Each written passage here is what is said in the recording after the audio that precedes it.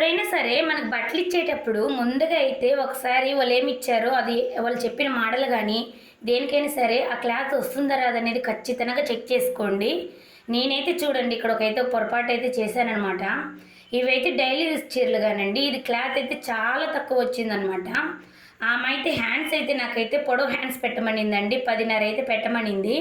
ఇక్కడ చూస్తేనేమో క్లాత్ అయితే చాలా తక్కువ వచ్చింది. నేనైతే ఇదైతే ఇచ్చి కూడా వాళ్ళు 3 నెలలు అయిందండి మనకి ఈ చీరలైతే. మనమైతే కుట్టలేకైతే పక్కకు పెట్టేసామనమాట. ఇప్పుడైతే నేనైతే వాళ్ళని అడగను కూడా అడగలేదండి. నేను ఇలా హ్యాండ్స్ పొట్టొస్తుందని కూడా అడగలేదనమాట. వాళ్ళకైతే చేసేదని కూడా ఇప్పుడు చాలా రోజులు అయిపోయింది. ఇంకా నేను అడగాలని కూడా ఏమన్నా అంటారేమో అనేసి నేను అడగలేకపోయినాను అనమాట.